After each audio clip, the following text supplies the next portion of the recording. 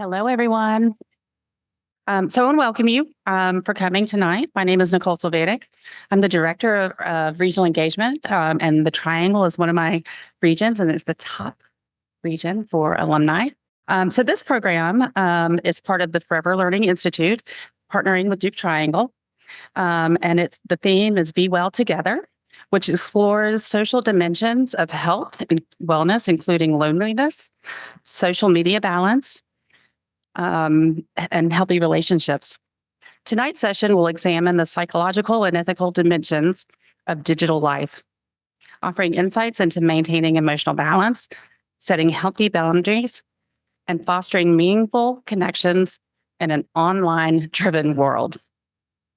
We are honored to be joined by two distinguished experts, Zach Rosenthal, a clinical psychologist and associate professor in Duke's Department of Psychiatry and Behavioral Sciences and Neuroscience. He directs the Center of Misophonia and Emotional Regulation and the Duke Cognitive Behavioral Research and Treatment Program. And then Wylin Wilson, she's the assistant professor of theological ethics at Duke Divinity School, whose work explores the intersections of bioethics, gender, and theology. She has held teaching and research roles at Harvard Divinity School. Following their insights, we'll open the floor to questions. So I encourage you to reflect on how these topics resonate with your own digital experience. Thank you for joining us again. And let's begin with our first speaker, Wylin. Thank you so much. It is really a joy to be here. And I'm absolutely thrilled to be able to share this time with you. So I'm going to start with some of the ethical and social implications for digital connectivity. So sociologist Hartmut Rosa contends that there is an escalatory logic that characterizes modern life. And it holds us in these patterns of dissatisfaction with who we are, with our accomplishments, and holds us in patterns of desire to do more, to be more, to have more. And there's this continuous search for contentment, which actually seems elusive because even marketers reinforce our discontent by sometimes more successfully than other times, by convincing us that we're not complete without this product or gadget that holds the promise of making us look or sound or be better. However, in the face of this escalatory logic that can breed discontent, we must remember that the quality of human life and social conditions cannot be measured simply by having more options and more resources, but it requires examining relationships to one another and to the world that shapes our life. Indeed, the prevailing modern notion that our quality of life is improved by an increase in our choices and resources can actually be misleading. Now, I want to be clear. Even before the digital age, we were living lives of discontentment and disconnection and alienation. We were, and we still are, disconnected from our own bodies, from one another, from nature, from the food that we eat, from our own emotions, and from divine mystery. Theologian Norman Wirzba posits that the paradox that is at the heart of today's desire to connect, to achieve, and acquire is that the more we pursue an unbounded life and a limitless self, the more we feel ourselves to be disconnected and alone. In his research on how technology is changing us, Professor Jonathan Haidt observes that college campuses have shifted from this mode of discovery to a defensive mode. And we have even observed a similar shift in broader society.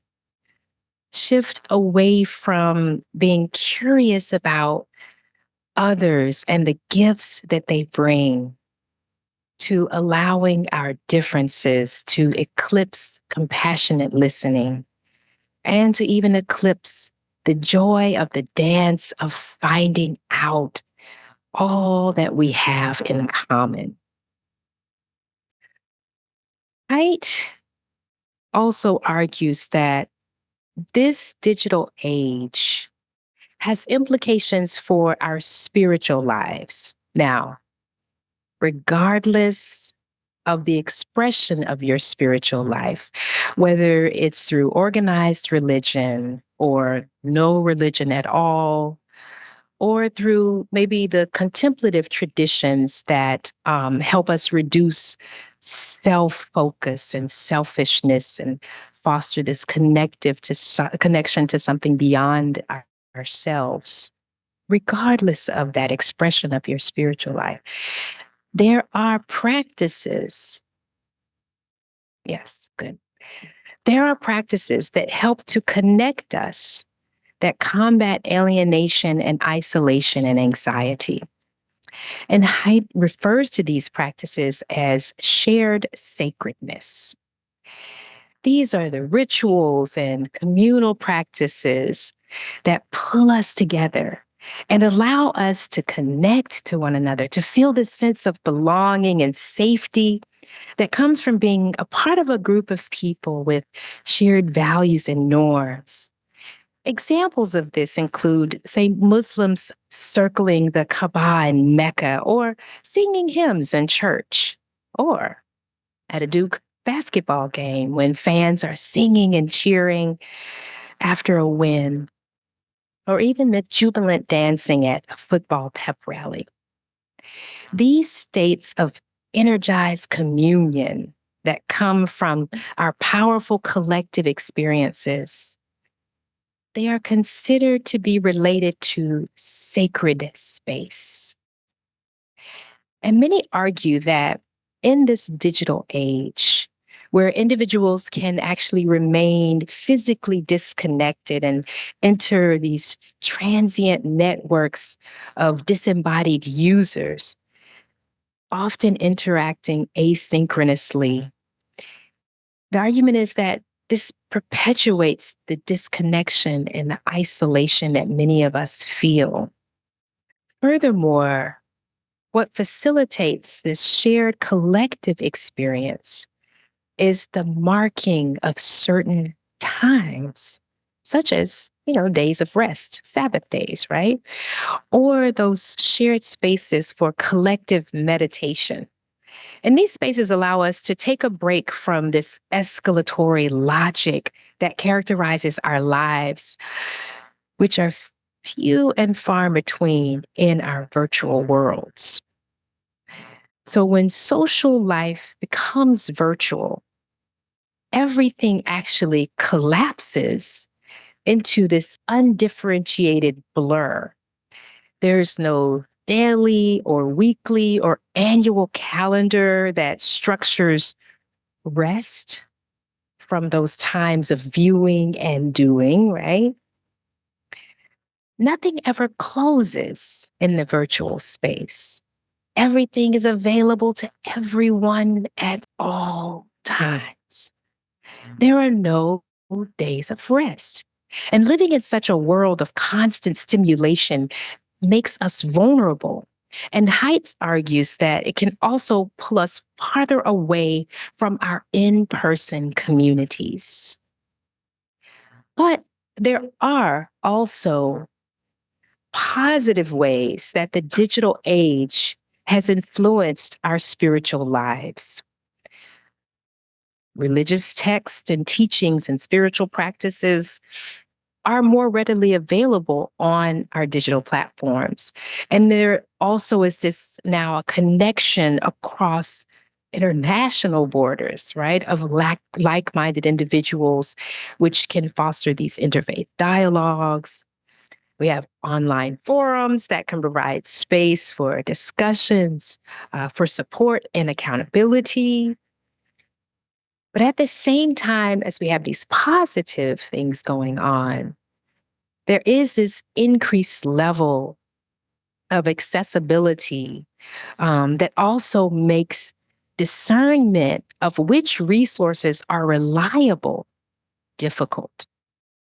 There's this constant access which can hinder deep reflection and contemplation, because the reflection and contemplation actually catalyze spiritual growth. And then there's a susceptibility to online harassment and harmful content. And as we all know, the echo chamber effect, which limits our exposure to diverse perspectives. So just how do we foster meaningful engagement and ethical engagement online? In their work on fostering responsible ethical engagement in social and digital media, Dr. Malingala provides 4 principles. The first is transparency. Encouraging this digital communication platforms to be transparent about their algorithms and the content curation processes and data collection practices. Because transparent platforms enable users to make more informed decisions about their interactions and reduces the risk of falling victim to algorithm biases. Secondly, then, accountability. Holding both digital media companies and users accountable for their actions online is important. So the argument here is that companies should be accountable for enforcing ethical guidelines and promptly addressing harmful content. But likewise, users should be responsible for their behavior and the impact on others in the digital ecosystem. Thirdly, empathy. The significance of cultivating empathy and compassion in the digital communication can actually counteract cyberbullying and foster respectful discourse is what the argument is here. Malingala says that encouraging users to consider the feelings and perspectives of others before posting or sharing content can contribute to a more empathetic and respectful online environment. And lastly, critical thinking skills. Helping users to evaluate, and particularly this is very important for young users, right? Helping them to evaluate the credibility and accuracy of information before sharing it. Users should be encouraged to fact-check information from reputable sources and avoid contributing to the spread of misinformation. So there's another criticism of the patterns that the digital age seems to perpetuate, and that's regarding judgments, snap judgments. Information is coming at us so fast and constantly.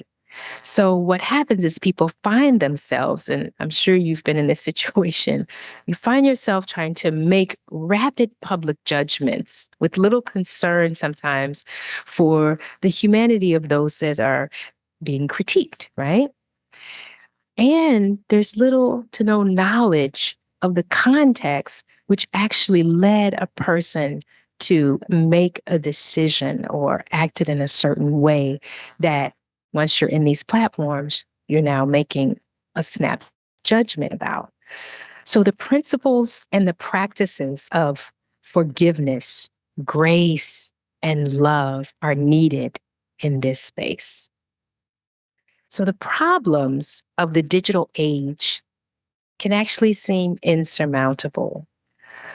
There have been books written, There are seminars like this one, right? We're all trying to figure out, oh my goodness, how do we navigate this? What do we do? Seems like we've opened a Pandora's box, right?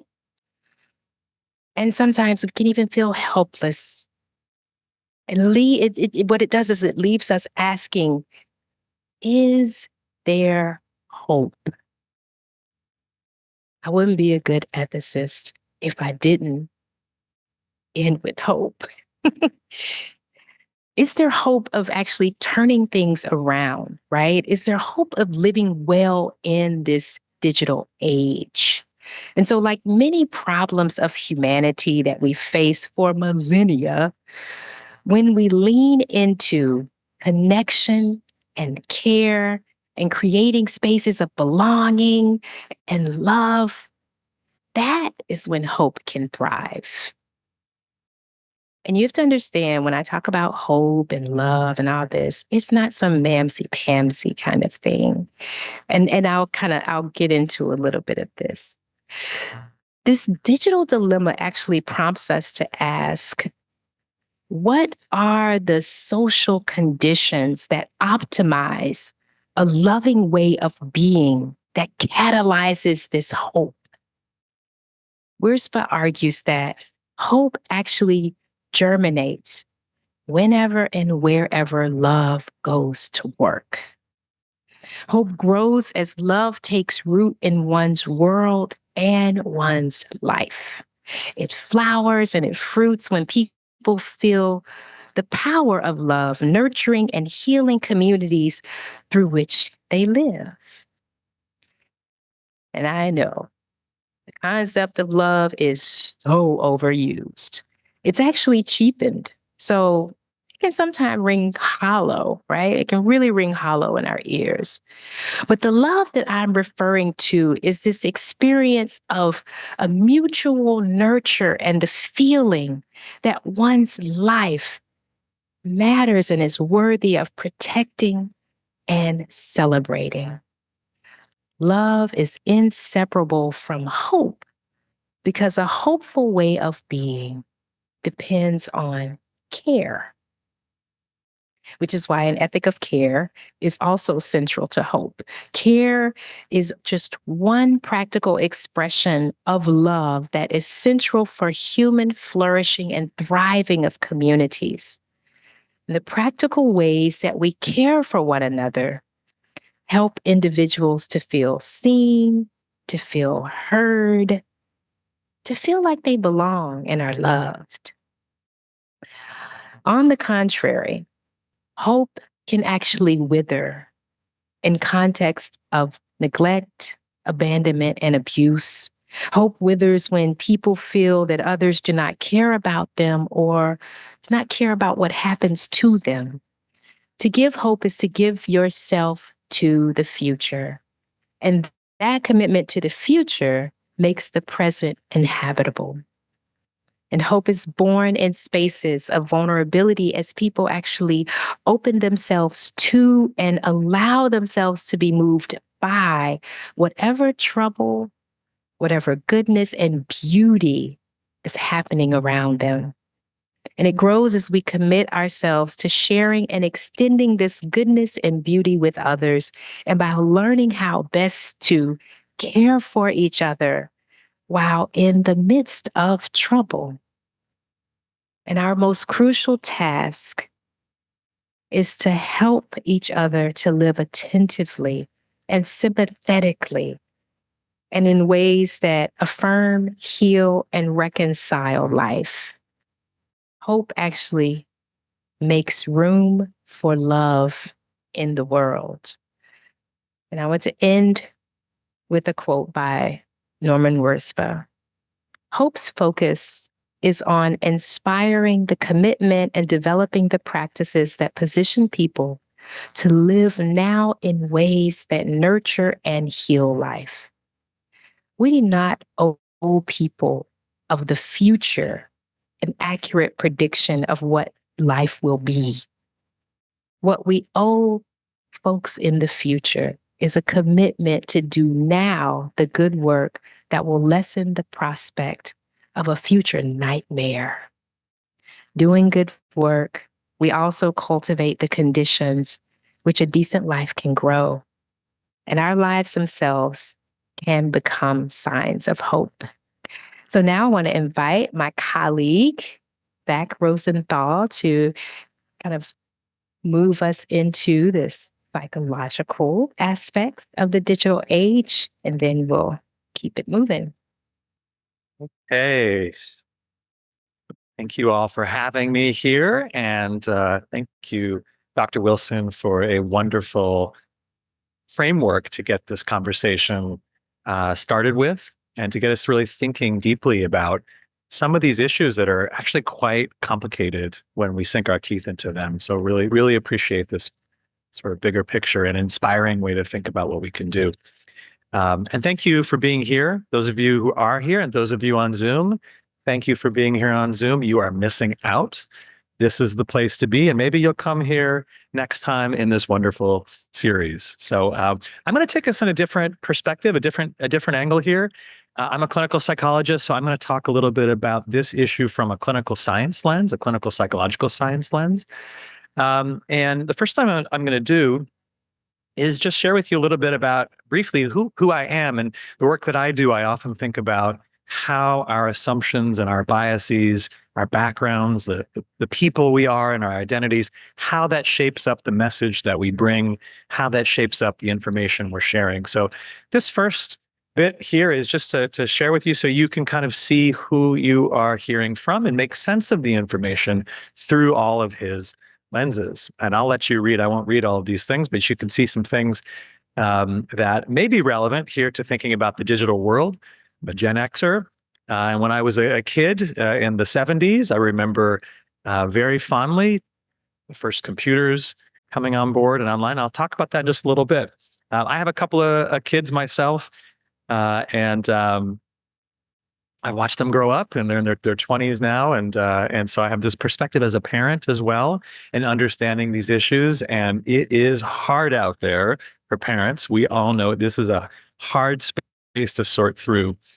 My whole career has been here at Duke, so I'm coming at things also from a perspective of a very privileged sort of professor position, where I get the ability and have had the ability to teach, to train, to do research, to lead, and to do all sorts of things that have positioned me to be able to be here.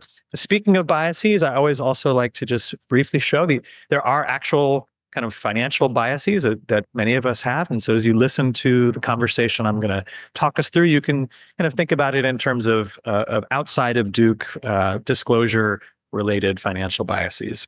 And you can decide if what I'm talking about is biased by any of these things or not. Okay, so this is going to be quick. We have a short amount of time. I am not a quick speaker, but I do have my phone with a time on it. I'm going to do this, and it's going to be on time. There's going to be 4 parts. We're going to move through this pretty quickly. There's 4 parts here. We're going to talk briefly about the impact of digital engagement on mental health, very, very high level. We're going to then talk some about strategies and practical solutions, trying to keep it real, keep it practical, keep it as simplistic as possible, but hopefully in a way that's meaningful and useful for you. I cannot come close to doing the kind of level of thoughtfulness that Dr. Wilson did as an ethicist, thinking about ethical considerations, but I am going to do my part from a psychological perspective to just think about the concept of choice. I'm going to talk about choice when we get there. And then we'll talk a little bit about what's going on next in this wild digital world that we are in.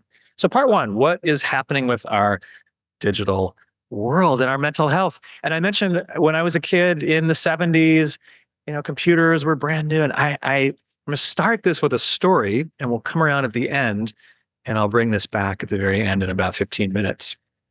So I remember as a kid, it's sometime in the 70s, late 70s, maybe it's 79, 80 or so. And my dad, who was a clinical psychologist, whole family of psychologists, you can insert your own joke if you feel like you'd like to do that. My dad comes home with this computer, I don't have it teed up. Here we go. This computer here on the left, this Commodore 64. Okay. People who are nodding are aging yourself with me. So just know you're doing that. It's good. So we're all here for each other.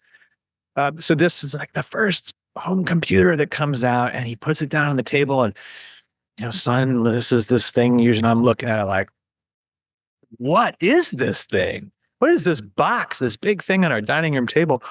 And it's got the keyboard, and it's got all these parts. So I'm learning about it, and he comes home not too long later after that and says, try using this program. And the program was called ELIZA.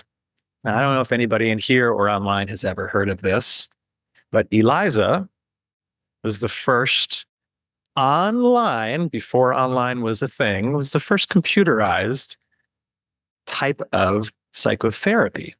So this is 1980s, early on. And I would sit in there, and I remember I'm about 10 years old, 8 years old, something like that. And I'm typing. And as a few years went on, I'm now 12 or 13, and I'm typing into this thing just for fun. You can imagine what a 13-year-old would type to this simulated therapist thing. Wasn't pretty at times, I'll be honest. But this thing, so you can't read it probably on the screen, but it would ask you, hello, how can I help you? And you would type in whatever you wanted to type in, and it would respond. It had an algorithm that would respond back. Fascinating thing. This is before the internet, right? This is a long, long time ago. All right, we're going to come back to this. This was the first of these kind of gizmos. The times since then, as we all can attest to, and as the Bob Dylan biopic that I watched last night says, at times they are changing, and they are changing in this space, and they have been for quite some time. So we have all of these pre-digital tools and technologies that, again, some of us in this room are nodding, and we fondly recognize that we can only say rest in peace to, and we give recognition to the fax machine and the old phone with the cords on it and the cassettes and all of that stuff, right? All that stuff's behind us, and it's all been replaced by digital. And now we look around in our digital world, it's everywhere, right? It's your phone, it's your TV, it's, of course, your computers, plural, right? And it's not just there for lots and lots of people. It might be the thermostat. It might be the refrigerator. It might be the watch. I mean, obviously, it's not the same for everybody. And the higher resource capability, the more likely you can afford to have these things. That's true, too. But it's also true in impoverished parts of the world that the primary way of communicating is often this thing right here, the smartphone. So we are surrounded by this thing, and we think about what are the mental health effects. And it's easy to look at this and think, well, there's a lot of really crummy negative effects. And there are some negatives, right? We all can attest to the experience of information overload, the experience of too much news or too much whatever you're on, too much social media, too much whatever you're looking at, too much. And it can really be paralyzing and certainly can cause a ton of anxiety. Remember, our brains are wired, all of us at the end of the day, just like the animals out there, to detect danger. That is the number one mission of every single brain. It's to be aware of possible threats and cues related to survival and danger. And so guess what? When we're online, our brains are automatically, unconsciously seeking that kind of information. That's what brains do. So we have to really kind of recognize that we're going to feel anxiety. We're going to feel stress. We're going to have these things because it's what our brain is sort of doing what it tends to do. It's attracted to those sorts of things. Right? The flip side of this is that there are lots and lots of positives. And we heard Dr. Wilson talk about this balanced way of looking at this as well. But there's certainly lots of positives. All of the information we have, whether it's in the context of religious or spiritual information or any information, we have so much more information that can empower us and really help us do things we never otherwise would do. And we have communities that we build online. And these communities are not nothing. These are important communities for people who have a hard time being able to access the communities that they want or need or value in person. Digital really can help with this. And of course, this helps you feel connected. It's kind of a paradox that the very thing that makes us feel disconnected is the thing that can make us feel connected. That's a dialectic, and that is real. Both are true. One is not false and the other true. Both are true. It's really a question of figuring out for whom, how, why, and when are you going to be on which side of that dialectic. And just for fun, I looked up online Durham Meetup. Meetup is if you want to meet people. And that's what you can see here on the left. If you want to go-karting on Saturday, April 5th, there's 4 other people going. And hey, if you're new to the area and you want to do something fun, that is a way to meet people. That's a good thing. If you're into trampolining, look, there's 12 people going. Bad news if you like salsa dancing, because there's only one person so far going. But maybe you'll be the partner. And now you can, hey, you never know. You never know. So the point here, you can connect, you can socialize. These are very, very good things. Of course, the negative stuff prevails, and we have to talk about that quite a bit. And nowhere is there probably a more vulnerable population than children and teens. And there are countless stories. We've all heard them. Many of us have experienced them firsthand. The experiences of our children or teenagers enduring really terrible experiences, tragic experiences, through all sorts of different digital and online kinds of experiences. So this being a short talk, I will just say that there are now some guidelines that have been published. On the right side of the screen are the American Academy of Child and Adolescent Psychiatry guidelines. If you're online, you can just look this up and you can see, this can't scroll here, but if it could scroll, you'd see there's a series of really specific detailed recommendations for managing screen time in children and managing how you think about what's appropriate for kids as young as toddlers. On the left side of the screen, you have recommendations from the American Psychological Association. Here, this is for managing social media specifically, and specifically with teenagers. And the same thing, if you go to this and you're a parent of a teenager or a grandparent or a friend or whatever you are, and you're really caring about what could be going on with these teenagers, this resource that the American Psychological Association has put out, very, very detailed, very specific recommendations for what is intended to really try to prevent the problems of stress and anxiety, poor sleep, and even things as harmful as suicide and substance use and all sorts of other really, just really terrible and difficult things to manage. So takeaway here for this part is more digital engagement is not always bad for everyone. That's hard to reconcile, but that is kind of where we are as a field in clinical psychology, and arguably more as a country or a society. We all can kind of resonate with this, that it's certainly not all good. That's easy to agree with, but it's also not all bad either. So a way to think about this is that there are people who are more vulnerable, and I've listed some, and you could add your own others that are not listed there. But some people are just more vulnerable to the downsides of this digital space. And I've also listed a few of the kind of examples here, the types of things that are most acutely problematic, be they scams or phishing or doxing or sextortion or cyberbullying, you name it. We could go on and on and on. There's many, many examples of types of things that are really, really awful that are happening every day around the world. And some of this stuff is really kind of, in some ways, simple. Adults and kids can interact, and you don't know who's who. I remember when my kids were about 12 or 13, and they're both boys. They're sports kinds of boys, and so they're on these message boards after Carolina Hurricanes hockey games, because we're a hockey family, and they're getting into these arguments with these presumably grown people, and they're arguing, and it's getting kind of and I'm sitting here trying to manage all this, and I'm thinking, how do you even know who these people are? And they're getting into these endless debates about the things that people get into debates about with sports things. And it's just, how do you keep up with it? Who are these people?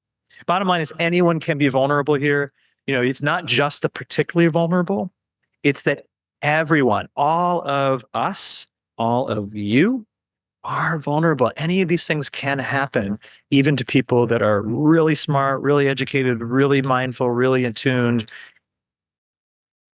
These things can still happen to you. So we got to really kind of look out for each other, and really be careful and mindful. And I'll talk more about that as we wind down. What more about teens do we want to talk about? So just a couple of stats here about teens. Teens today watch and look through, on average, 5 hours.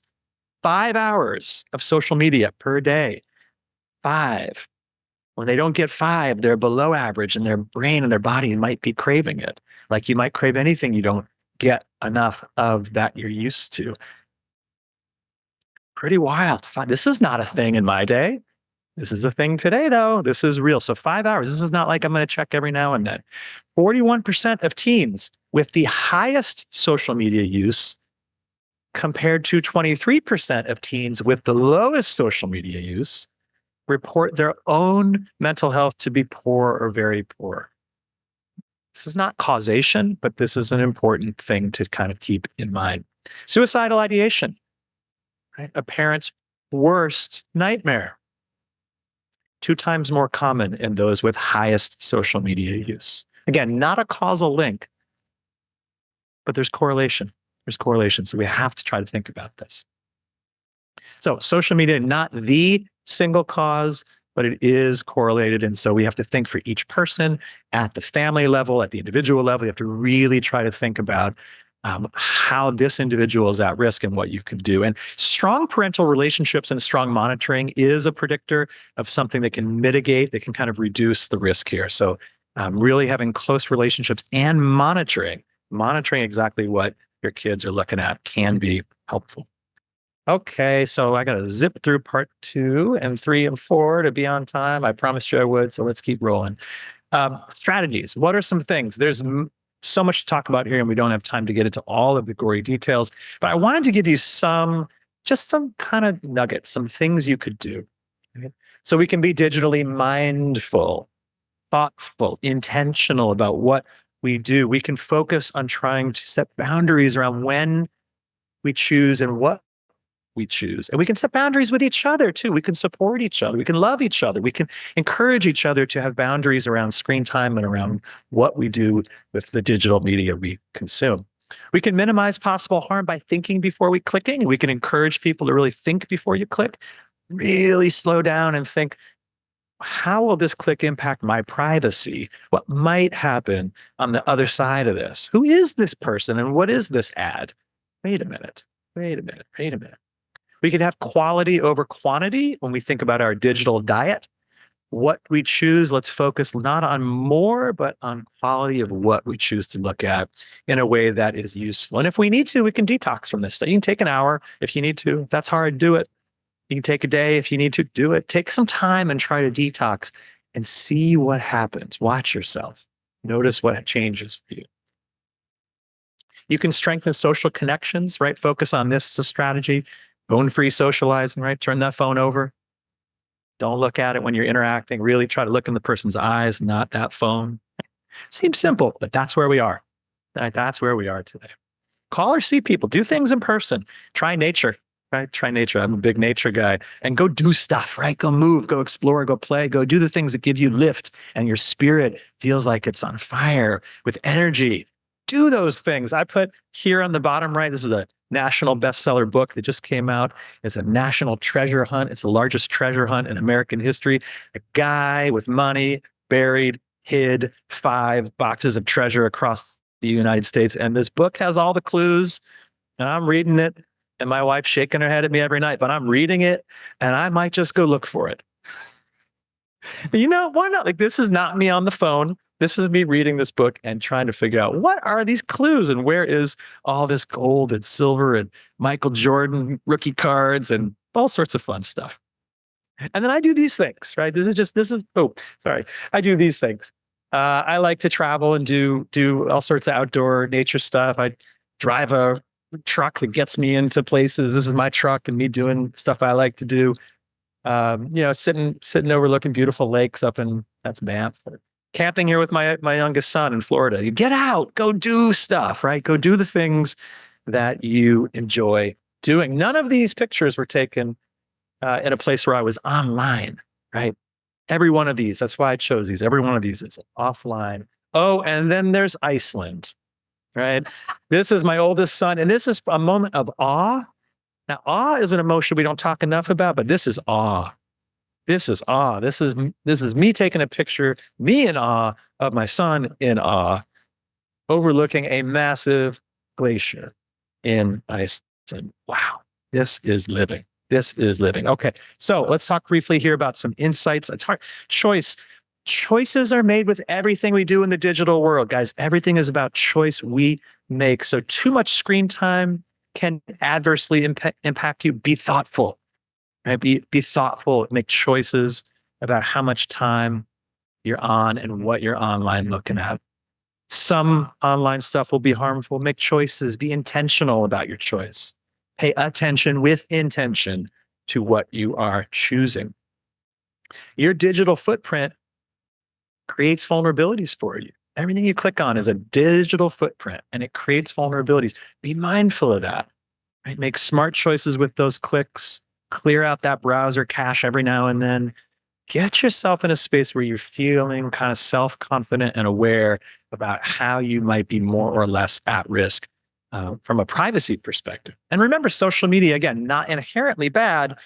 It's all about the quality. And so really kind of choosing things that align with who you are when you are on your A game, when you are at your most valued living. Those are the kind of social media people and sites you want to be consuming. You want to be with that, right? Because that's what lifts you up and doesn't bring you down. Digital platforms can have ways to impact wellness. There's all sorts of digital platforms now that did not exist pre-COVID and did not exist years before that help us, and we know scientifically speaking, can help us improve all sorts of areas of functioning. So choose the websites, the apps, the podcasts, the social media that aligns not only with your values and doesn't worsen your mental health, but also might be designed with intention to improve your mental health. That's one of the real upsides of where we are right now, guys. There's a lot of this work. There's a lot of work being done. The intention is to actually try to improve or move the needle on something that is a positive thing for your mental health. So you can choose those things. Okay, what's next? Our last quick section here. What's left here? We're in this kind of interesting space, aren't we, right now? There's so much going on. And one of the main things is AI, right? AI and the GPTs. So AI, artificial intelligence, and Chat GPT and Gemini and all these different brands now of GPTs that you're seeing. You notice now, if you haven't noticed, wasn't that long ago when you went to Google and you just typed something in, you got results that had you click on pages. That's not what happens anymore. Overnight, we now have AI answering the questions for us and generating answers, not just giving us links to click on our own, but generating answers that are more generative to answer our questions. That's new. That's the world we're in now. And that's this idea about GPTs. They're giving us creative solutions. They can do things like create text, graphics, art, voice. It's scary, but that is where we are. That is where we are. The flip side of this that's kind of interesting is that AI through these GPTs now enables anyone in the world to ask mental health related questions and get guidance for free. That is interesting. Now, this isn't from an evidence-based therapist, and it's not confidential, right? It's not HIPAA approved. It's none of those things, but it is interesting. It's really changing the whole landscape. So here's our Eliza. This is very the end of the show here. We've got our Eliza. This is me a couple of nights ago, just to kind of tee this up for you so you can see. This is what Eliza looked like, the first digital therapist back in the early 80s when I was using it. Hello, I'm Eliza. I said, hello, can you help me? Eliza says, perhaps you would like me to be able to help you. Great therapist. And I said, yes, I'm very stressed. Eliza says, do you believe it is normal to be very stressed? I said, no. What should I do to be less stressed? Eliza says, have you asked such questions before? I say, yes. And Eliza says, I see. Okay, that's the way it used to be. Now, on the right side, Hello, can you help me? I put my readers on to see it on my screen here. Hello, can you help me? The ChatGPT free version here says, of course, how can I help you? I say, I am very stressed and I won't read this to you, but you can see it's a much longer answer. Right? It's got validation, it's got support, and it's kind of asking, what do you want exactly? Or what strategies do you want? And I say, well, what should I do to be less stressed? And then it says, well, there's many in bold evidence-based strategies. Here are several approaches, and I can't scroll this screen down, but if I could, you'd see it goes on and on and on. There's about 6 or 7 lists of different evidence-based approaches, meaning things that can help you, things that have been shown to help scientifically. None of that stuff's in ELIZA. So that's how things have changed on that front, and I think that is quite interesting. Last thing is we can bemoan AI and where we are with it and where things are, but it is here to stay. Our future probably does have virtual assistants and other sorts of tools that can help us generate content and generate answers to our questions. Believe me, I'm using that ChatGPT to try to solve where's the treasure in that book. I'm giving it clues and saying, what do you think? Pretend you're a detective and answer I'm telling it what to, because I want that, right? So it can do that sort of thing, and it's going to keep going that way. Even for therapy, this top right picture, even for therapy, there are now companies, and this is an example of one here, where they are creating from the ground up psychotherapy that is using AI and text-based AI to help the patient in between the therapy session make the changes in their life. When you think about it, therapy is once a week, 45 to 60 minutes. That's not that much time to change your life, right? Yeah, there's pros and cons to all of this, but that's where we are. That's where things are headed. And then this augmented or mixed reality, this bottom right picture, I think is one of the things we can think about today. Everybody, we do this with our phones. We're doing this and we're doing this, and our necks are all scrunched because we're doing this all the time.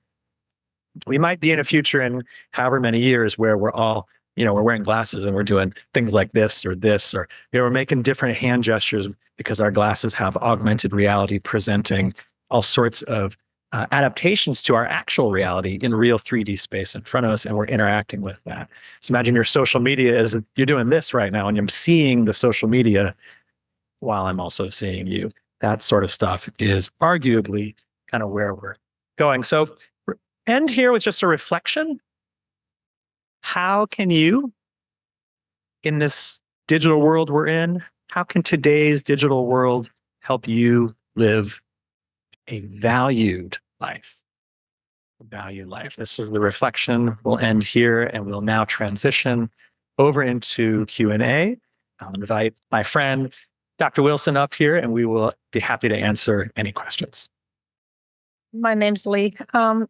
Are there guidelines? You talked about guidelines for teenagers, but are there guidelines for adults? I find as an adult, I'm particularly since election, trying to limit any news media that comes to me, any announcements. Instead of things hitting me, I'm trying to choose. And I've noticed just looking at my phone probably less and feeling more sane. So I'm wondering what the standard guidelines are. Thank you for the question. Where we are in time in this kind of evolution of digital world impacting our health, we're at a time point where we are getting the first real wave of policy recommendations for the most vulnerable of people. As I think that's why we see children and teens with these organizations that have set forth guidelines to help our most vulnerable people. And that leaves us adults to have to think through our own vulnerabilities, because there isn't a single specific set of all adults should do this. There isn't quite that the way you're asking. But I think the way you're thinking about it is really the right way to think about it. When I say right, I mean effective, helpful, right in a practical sense of the term right, is to think through for each of us adults, what are our vulnerabilities? What are our individual vulnerabilities? What are our areas of potential negative impact? And there's lots of ways to think about that question. As a psychologist, one way I think about that question is, what are the things that elicit which emotions? What are the things that elicit which emotions? So what am I doing that's eliciting fear in me and anxiety in me? And how often am I doing that? And when is that helpful and when is that unhelpful for me? What effect does that have on my wife, on my kids, on my colleagues when I'm walking around with that level of anxiety that's above whatever that threshold is for me? And what about irritation or anger as an emotion? Same thing, kind of what am I consuming or doing that's leading to me feeling those ways? And what about sadness and shame and guilt and disappointment and so on and so forth? And it's not to not feel emotions. It's not at all that, actually. It's really just to understand and gain insight about what for me are the types of contexts, digitally speaking, that elicit which problematic responses for me, given who I am and my identities, my goals, my values. I'm such a psychologist when I answer your question. That is just very much how I would think about it. What do I need for me, given my goals, my values, and my context? And emotions for me is sort of a lens to look through to help answer that question. So I think one of the things that we learned with the pandemic was that there was so much that we didn't know about how we feel about community and defining that, and how we look for support systems, and so many of the digital resources that sort of exploded as a result of everybody being very isolated, created a lot of opportunity for people to find new community, to find new resources.